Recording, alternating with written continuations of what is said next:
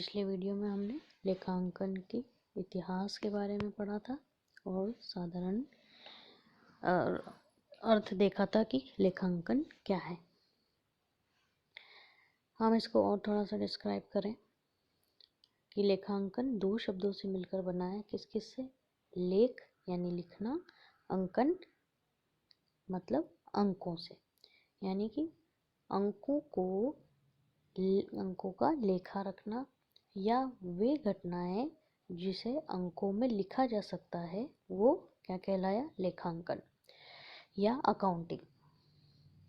और पहले भी हमने पिछली वीडियो में देखा था कि जिन घटनाओं को मुद्रा के रूप में अंकित किया जा सकता है उन्हीं का लेखांकन किया जाता है, यानी मौद्रिक रूप में जिनका लेखा रखा जा सकता हो उन्हीं का लेखा किया जाता है।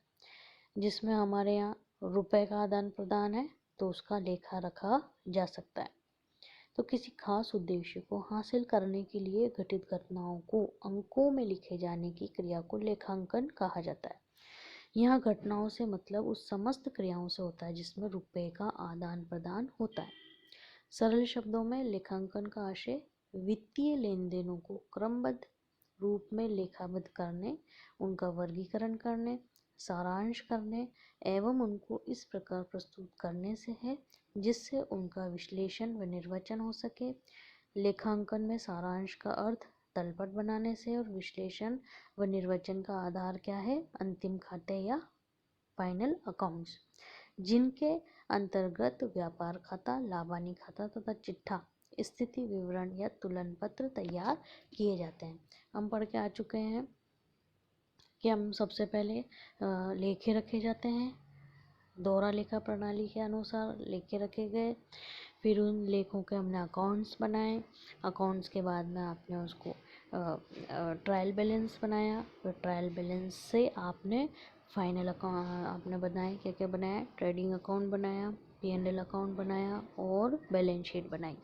ये सारा काम हुआ जो कि क्या हुआ? उनका हमने वर्गीकरण किया, सारांशित किया और उनका लेखा रखा। अब हम आगे देखें कि एक उदाहरण है कि किसी व्यवसाय में बहुत बार वस्तु खरीदा जाती है और उसको बेचा जाता है, खर्च भी होता है, आमदनी भी होती है ना। तो जितना भी कुल खर्च हुआ है, जितनी भी कुल आमदनी हुई है, किन किन लोगों में कितनी बकाया है या लाभ हानि कितनी हुई है, इन सभी की जानकारी हासिल करने के लिए व्यवसायी क्या करता है? इन जितनी भी घटनाएं घटित हुई है उनका लेखा रखता है। उन लेखों को रखने से उसको लाभ हानि के बारे में जानकारी मिलती है और अपने व्यवसाय की वित्तीय स्थिति के बारे में जानकारी मिलती है। तो लेखांकन के प्रारंभिक क्रियाओं में निम्नलिखित 3 को शामिल किया गया है। सबसे पहला क्या है? रिकॉर्डिंग, लेखा रखना। लेन देन को पहली बार वहीं में लिखे जाने की क्रिया को क्या कहा गया? अभिलेखन। अभिलेखन को रोजनामचा कहते हैं या जर्नल भी कहा जाता है। आपको पता है जर्नल एंट्री हम करते हैं सबसे पहले, तो वो क्या हुई? रिकॉर्डिंग। उसके बाद उसका क्लासिफिकेशन हो रहा है। क्लासिफिकेशन कैसे होगा कि जितनी भी मदें लिखी गई है, जितनी भी जर्नल एंट्रीज की गई है, उसको अलग अलग भागों में विभाजित किया गया है या उसकी लेजर बनाई गई है। ठीक है, लेजर बनाने के बाद में क्या हुआ? उसका समराइजिंग हुआ। समराइजिंग कैसे हुआ? उसको एक जगह कैसे? ट्रायल बैलेंस भी कहा जाता है। उसके बाद उसका ट्रायल बैलेंस या तलपट तैयार किया गया। सबसे पहले लिखे गए, रखे गए, जर्नल एंट्री हुई, उसके बाद में उनका लेजर बनाया गया और फिर उसका ट्रायल बैलेंस बनाया गया। तो पहले रिकॉर्डिंग हुई, उसके बाद उनका क्लासिफिकेशन हुआ और फिर उनका समराइजिंग या संक्षेपण का कार्य हुआ। तो आधुनिक युग में व्यवसाय के आकार में वृद्धि के साथ साथ व्यवसाय की जटिलताओं में वृद्धि हुई है। व्यवसाय का संबंध अनेक ग्राहकों, आपूर्तिकर्ताओं तथा कर्मचारियों से रहता है और इसलिए व्यावसायिक जगत में सैकड़ों, हजारों या लाखों लेन देन हुआ करते हैं। सभी लेन देन हुआ करते हैं। सभी लेन देनों को मौखिक रूप से याद रखना कठिन है, असंभव है।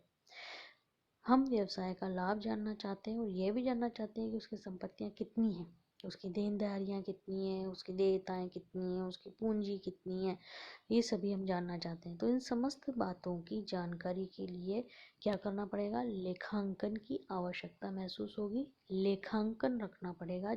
उसी से हमें इन सभी के बारे में जानकारियाँ मिलेंगी। अब लेखांकन की विशेषताएं क्या क्या हैं? लेखांकन व्यावसायिक शोधों के लिखने और वर्गीकृत करने की कला है। अभी हमने देखा सबसे पहले उसकी रिकॉर्डिंग हुई, फिर उसका क्लासिफिकेशन हुआ। ये एक इसकी विशेषता है, व्यावसायिक लेखांकन व्यवसाय की विशेषता है। विश्लेषण और निर्वचन की सूचना उन व्यक्तियों को संप्रेषित की जानी चाहिए जिन्हें इनके आधार पर निष्कर्ष या परिणाम निकालने हैं या निर्णय इनके लेने हैं। यह सारांश लिखने, विश्लेषण, निर्वचन की कला है। सौदे मुद्रा में व्यक्त किए जाते हैं, जो हम बार बार कह रहे हैं आप। ये लेन देन पूर्ण या आंशिक रूप से वित्तीय प्रकृति के होते हैं। ये हम जानते हैं कि जिनको मुद्रा में मापा जा सकता है, जिनको जो कि वित्तीय है, वित्त से संबंधित है, उन्हीं का ही लेखा रखा जाता है। लेखांकन के निम्नलिखित लाभ हैं। कोई भी व्यक्ति कितना भी योग्य क्यों न हो, सभी बातों को स्मरण नहीं रख सकता है। व्यापार में प्रतिदिन सैकड़ों लेन देन होते रहते हैं। वस्तुओं का क्रय विक्रय होता है, नकद भी होते हैं, उधार भी होते हैं, मजदूरी, वेतन, कमीशन के रूप में भुगतान होता है। इन सभी को याद रखना कठिन है। इसको दूर करने के लिए, इस कमी को दूर करने के लिए, इस अभाव को दूर करने के लिए लेखांकन रखा जाता है। लेखांकन से व्यवसाय से संबंधित कई महत्वपूर्ण सूचनाएं प्राप्त होती हैं, जैसे लाभ हानि की जानकारी, संपत्ति दायित्व की जानकारी, कितना रुपया लेना है, कितना रुपया देना है, व्यवसाय की आर्थिक स्थिति कैसी है आदि। अन्य व्यापारियों से झगड़े होने की स्थिति में लेखांकन अभिलेखों को न्यायालय में प्रमाण के रूप में प्रस्तुत किया जा सकता है। न्यायालय प्रस्तुत किए लेखांकन को मान्यता प्रदान करता है। वित्तीय लेखा से कर्मचारियों के वेतन, बोनस, भत्ते आदि से संबंधित समस्याओं के निर्धारण में मदद मिलती है। जितने भी प्रकार के व्यावसायिक लेन देन हैं जो रोकड़ से संबंधित हैं, उन सभी का लेखा रखना, कोई प्रॉफिट है या लॉस है, या असेट्स या लाइबिलिटीज़ क्या है, कितना पैसा है ना, कैश है, कितना बैंक में है, या क्या एक का व्यवसाय की, बिजनेस की फाइनेंशियल पोजीशन है, इसके बारे में कौन बता पा रहा है? अकाउंट्स बता पा रहे हैं। और इन अकाउंट्स को हम कोर्ट में भी प्रस्तुत कर सकते हैं अब साक्ष्य के रूप में, कि यदि कोई बिजनेसमैन का आपस में झगड़ा हो जाए, कोई अगला व्यक्ति मुकर जाए या किसी प्रकार का झूठ बोले, तो उसके लिए भी ये साक्ष्य के रूप में, ये प्रमाण के रूप में कोर्ट में भी प्रस्तुत किए जा सकते हैं। और वित्तीय लेखा कर्मचारियों के वेतन, बोनस आदि से संबंधित हैं और उनको निर्धारण करने में मदद मिलती है। अब लेखांकन के 6 कार्य हैं। कौन कौन से हैं? लेखात्मक कार्य, पहला है रिकॉर्डेटिव फंक्शन, दूसरा इंटरप्रिटेटिव फंक्शन, व्याख्यात्मक, व्याख्या करना, संप्रेषणात्मक, कम्युनिकेटिंग फंक्शन, वैधानिक आवश्यकताओं की पूर्ति करना यानी मीटिंग लीगल नीड्स, व्यवसाय की संपत्तियों की रक्षा करना, प्रोटेक्टिंग बिजनेस एसेट्स, और निर्णय लेने में सहायता करना, फैसिलिटेटिंग डिसीजन मेकिंग। लेखात्मक कार्य हम बार बार पढ़ ही रहे हैं, देख रहे हैं कि रिकॉर्ड रखे जाते हैं। लेखांकन का पहला कार्य है रिकॉर्ड रखना, तो ये इसका आधारभूत कार्य है। और प्रारंभिक पुस्तकों में क्रमबद्ध रूप में और वर्गीकृत करके तैयार करना, तलपट बनाने का कार्य इसके अंदर शामिल होता है। जितने भी लेखे रखे गए हैं, जितने भी सौदे हुए हैं, जितने भी लेन देन हुए हैं, उनको एक रिकॉर्ड के रूप में दर्ज किया जाता है। व्याख्यात्मक कार्य कैसे है कि लेखांकन सूचनाओं में हित रखने वाले पक्षों के लिए फाइनेंशियल स्टेटमेंट और प्रतिवेदन का विश्लेषण की व्याख्या करना। तृतीय पक्ष एवं प्रबंधकों की दृष्टि से लेखांकन का यह कार्य महत्वपूर्ण माना गया है। कोई थर्ड पार्टी के अगर है तो उसके लिए यह बहुत ही इम्पोर्टेंट है। संप्रेषणात्मक, कम्युनिकेट किया जा सकता है अगर लिखित रूप में है। व्यवसाय की भाषा कहा जाता है लेखांकन को। जिस प्रकार का भाषा का मुख्य उद्देश्य संप्रेषण के साधन के रूप में कार्य करना है, अपने विचारों की अभिव्यक्ति भाषा ही व्यक्त करती है, ठीक उसी प्रकार लेखांकन व्यवसाय की वित्तीय स्थिति और उसकी सूचनाओं को उनके पक्षकारों को प्रदान करती है जिनके लिए आवश्यक है। अगर ये लेखे नहीं रखे जाएं, ये विवरण नहीं तैयार किया जाए, रिकॉर्ड्स ना हो, तो उस बिजनेस की फाइनेंशियल पोजीशन का पता कोई भी नहीं लगा सकता है।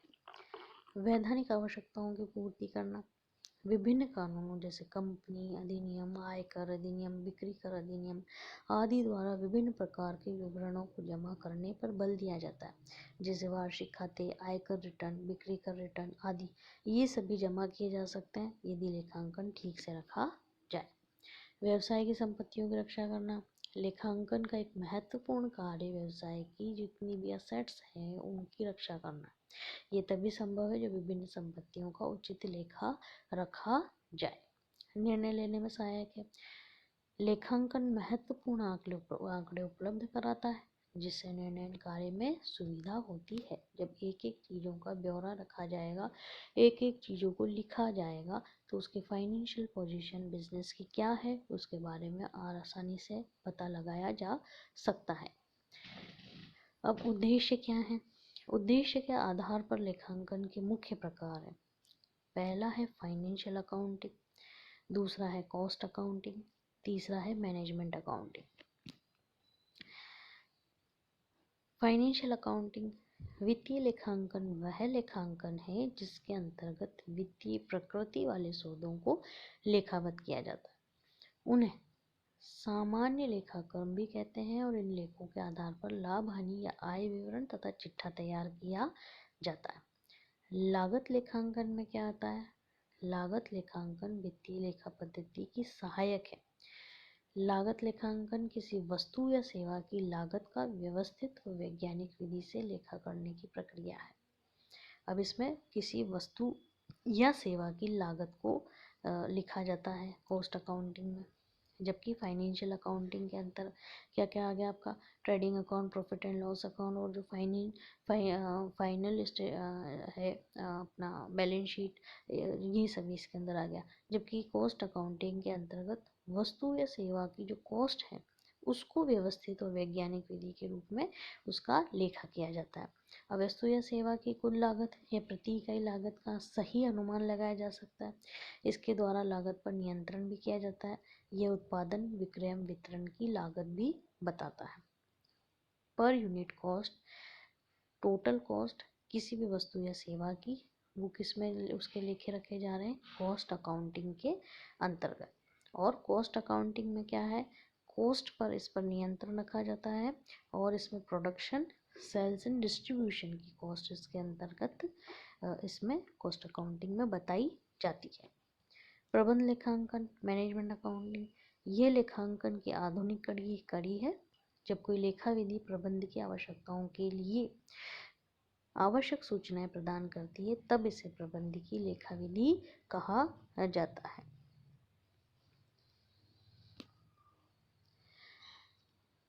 संपत्तियों से आशय उद्यम के आर्थिक स्रोत से जिन्हें मुद्रा में व्यक्त किया जा सकता है, जिनका मूल्य होता है, जिनका उपयोग व्यापार के संचालन में आय अर्जन के लिए किया जाता है, जैसे machinery, land and building, truck, ये आपकी हो गई सभी असेट्स। अब असेट्स में भी अलग अलग प्रकार हैं। फिक्स्ड असेट्स भी है, करंट असेट्स भी है, इंटेंजिबल असेट्स भी है। फिक्स्ड असेट्स कौन सी होती हैं? इस फिक्स्ड असेट्स से आशय उन असेट्स से है जो व्यवसाय में लॉन्ग टर्म तक रखी जाती हैं और जो पुनः विक्रय के लिए नहीं है, जैसे लैंड एंड बिल्डिंग, मशीनरी इत्यादि। जबकि चालू संपत्तियां या करंट असेट्स कौन कौन सी हैं? चालू संपत्तियों से आशय उन संपत्तियों से है जो व्यवसाय में पुनः विक्रय के लिए या अल्पावधि में रोकड़ में परिवर्तित करने के लिए रखी जाती है, शॉर्ट टर्म के लिए जो है। चालू संपत्तियों के कौन कौन से उदाहरण हैं आपके? डेटर्स करंट एसेट्स है, प्रीपेड एक्सपेंसेस है, स्टॉक है, बिल्स बिल्स रिसीवेबल्स जो है वो करंट एसेट्स है। अब अमूर्त संपत्तियां कौन कौन सी हैं? Intangible assets. अमूर्त संपत्तियां वे संपत्तियां हैं जिनका भौतिक अस्तित्व नहीं होता है किंतु मौद्रिक मूल्य होता है। Patent, copyright. मूर्त संपत्तियां वे हैं जिनको देखा जा सकता है, छुआ जा सकता है, जिनका भौतिक अस्तित्व होता है। किन किन का? जैसे लैंड है, बिल्डिंग है, मशीनरी है, इक्विपमेंट है, स्टॉक है, ये सभी। क्षयशील संपत्तियां वेस्टिंग असेट्स कौन सी हैं? उसमें माइंस, तेल के कुएं। जो क्षयशील संपत्तियां हैं वे संपत्तियां हैं जो प्रयोग या उपभोग के कारण घटती जाती हैं या नष्ट होती जाती है। जैसे माइंस में से एक बार पत्थर निकाल लिए उसके बाद खत्म, तेल के कुओं से तेल निकाल लिया उसके बाद खत्म। उस धनराशि को पूंजी कहा जाता है जिसे व्यवसाय का स्वामी व्यवसाय में लगाता है। इसी राशि से व्यवसाय प्रारंभ किया जाता है। पूंजी को दो निम्नलिखित भागों में बांटा जा सकता है, स्थिर पूंजी और कार्यशील पूंजी। संपत्तियों को प्राप्त करने के लिए जो धनराशि लगाई जाती है वह स्थिति पूंजी कहलाती है, जैसे मशीनरी, संयंत्र का क्रय, भूमि और भवन का क्रय। कार्यशील पूंजी कौन सी है? पूंजी का वह भाग जो व्यवसाय के दैनिक कार्यों में इस्तेमाल होता है वह उसकी कार्यशील पूंजी होती है। अब कार्यशील पूंजी कैसे आती है? चालू संपत्ति माइनस चालू दायित्व, current assets minus current liabilities, तो आपके पास वर्किंग कैपिटल आ जाएगी। अब लेनदार क्या है? जिस व्यक्ति, संस्था, फर्म, कंपनी या निगम आदि को उधार क्रय के लिए, ऋण के लिए व्यापारी द्वारा धन देय होता है वे व्यापारी के लिए लेनदार, व्यापारी के लेनदार कहे जाते हैं। देनदार वे व्यक्ति, संस्था, फर्म, कंपनी या निगम आदि जिनसे धन वसूल न रहता है अथवा जिनके पास संस्था की राशि देय है उन्हें देनदार कहा जाता है। खर्च क्या है? खर्च संपत्ति, माल एवं सेवाएं प्राप्त करने के लिए किया गया कोई भी भुगतान अथवा संपत्ति का हस्तांतरण खर्च कहलाता है। अब इसमें भी कैपिटल एक्सपेंडिचर पूंजीगत व्यय कौन से हैं? स्थायी संपत्तियों के क्रय अथवा उनके मूल्य में वृद्धि करने के उद्देश्य से किया गया गैर आवर्ती व्यय पूंजीगत खर्च कहलाता है। और उदाहरण है आपके भूमि, भवन, मशीन, उपकरण आदि। रेवेन्यू एक्सपेंडिचर आयगत व्यय वह है जो आवर्ती प्रकृति का होता है और उसका लाभ लेखांकन अवधि में ही प्राप्त होता है। आगत खर्चों को व्यापारी के लाभ हानि खाते में डेबिट किया जाता है। आयगत खर्च वर्तमान लाभोपार्जन क्षमता बनाए रखने में सहायक होते हैं। व्यय और भी हो सकते हैं, और कौन कौन से व्यय हैं? विज्ञापन व्यय, कमीशन, ह्रास, किराया, वेतन, आगम की प्राप्ति के लिए जितने भी खर्चे किए गए हैं वो आपके एक्सपेंडिचर्स कहलाते हैं।